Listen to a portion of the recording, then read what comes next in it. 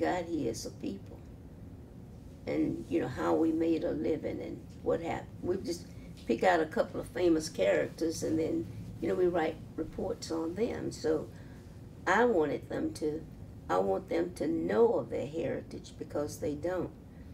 When I was living in California, I resisted moving back to Birmingham. We lived out there for almost 11 years, but we were driving home twice a year. My husband said, "Don't you think we should consider moving back? We'd drive in the summer and we'd fly at Christmas every year, back and forth." My children never spent a Christmas in California as long as we lived out there. So I told him he could move back, but I was going to stay there. And I didn't believe him until I saw the van companies coming up giving estimates on what it would cost to move. And then he got really serious. I had a choice. I could stay out there and continue working, or I could move back here. When did you first leave Birmingham? I left Birmingham in 1958, and I came back in 1971. And you left to go to college, I assume. Mm-hmm. And that was in 1958. So where were you when the 16th Street church was bombed? I was on my way back to the airport. I was en route to the airport. I had been here because our home had been bombed 2 weeks before. So I was living in California, and that was the second bombing within a month of our house. And my mother was injured the second time. So I decided, you know, to come home. You know, quite upset and angry. And I stayed for a couple of weeks.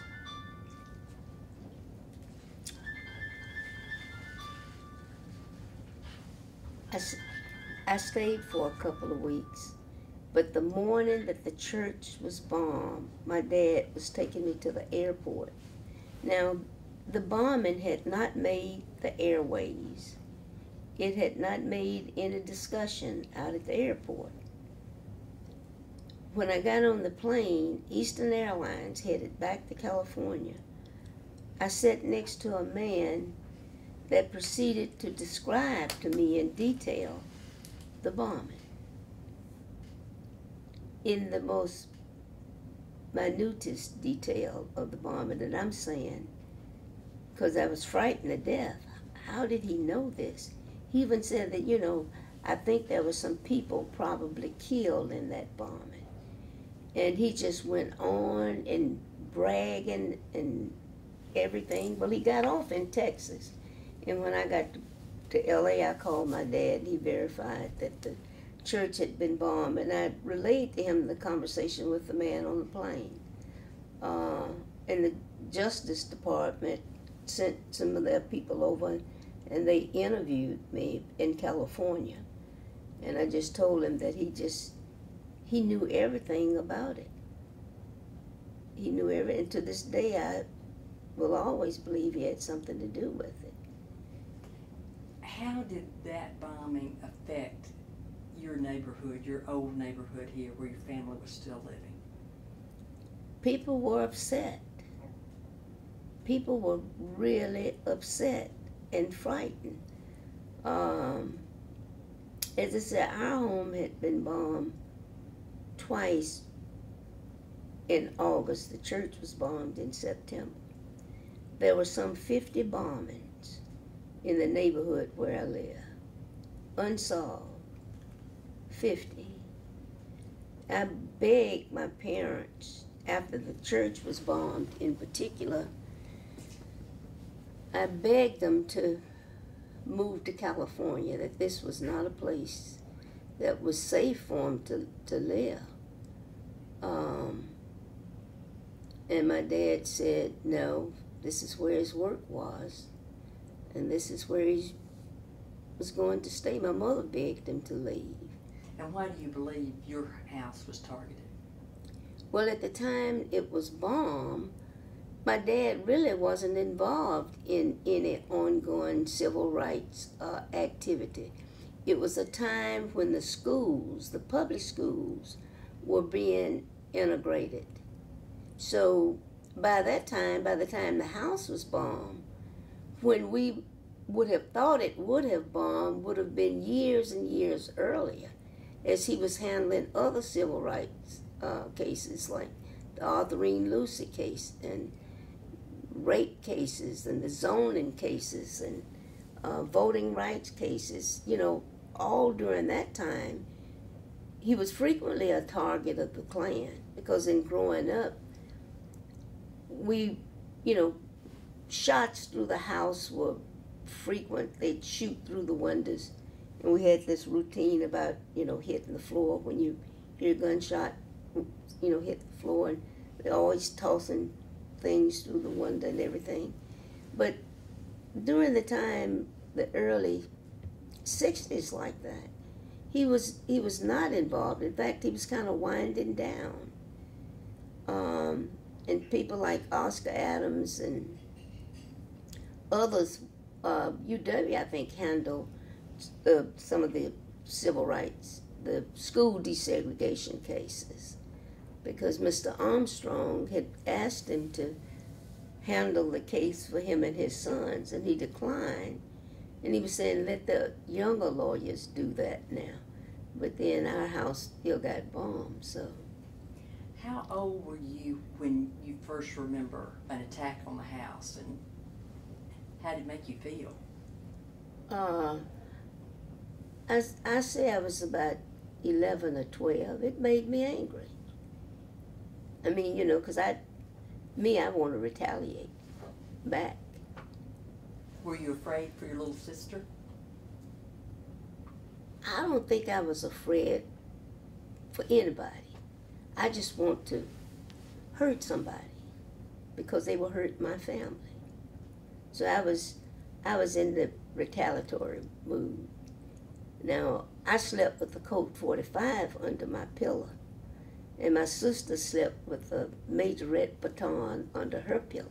And we'd say what we would do if somebody broke in and tried to hurt us and everything. And what was the reaction in California to the bombing? To friends and people you knew out there? People were outraged. I mean, they were really outraged at the bombing. And not long after that, King was killed and Kennedy was killed. It was just out. It was a chill. It was like, could this really be happening in this world? Well, when you were growing up in the 50s here, mm-hmm. Was integration an issue? Were people talking about it? What were the issues of the black community? No, they weren't talking about it. Let's see, I left here in 58. I started Parker in 54. In 1955, I went to the first Senior Girl Scout Roundup, which was held in Milford, Michigan. Birmingham sent a troop, a black troop, and a white troop. We could not get on the train at the same time here in Birmingham, Alabama, although we were going to the same roundup. The black troop got on at the station downtown, and the white troop got on a little further down the road. I can't remember if it was Anniston or where it was, but it was not in Birmingham. We were not allowed to board the train together here as Girl Scout troops. But now once we were on the train, it was like we were one and the same. I mean, the girls, we sang together, we talked. Nobody talked about integration, though, in terms of, I can't associate with you and so forth. And when I got back, I'd become friends with a couple of the girls, and we would meet on Saturdays beneath the clock at Love's. That's where we would meet and talk. I was never invited to their house, and they were never invited to mine, but we would meet downtown and talk. And when you look back on it, it's really kind of silly. But that's what we did. Now, I came from a family who really wanted to make sure, I think, that that we were shielded from all of that, because not only was my family, but several families, the men that my father had gone to college with, and they all had sons or daughters. Most of them had daughters. And our mothers would make sure that we were involved in activities so that the focus of not being able to do something because of segregation didn't impact us that much. I mean, I had a great childhood growing up. I had a little club called the Rinky Dink Club, and all we did was go around from house to house every day, eating and playing old maids and games and things. And then we'd go to another house the next day, and the mother would fix lunch and dinner for us, and we would play. We would go to the movies, and if you went to the Lyric, you had to go up those rickety stairs on the outside, because you couldn't go in the regular door, but we didn't seem to mind or care.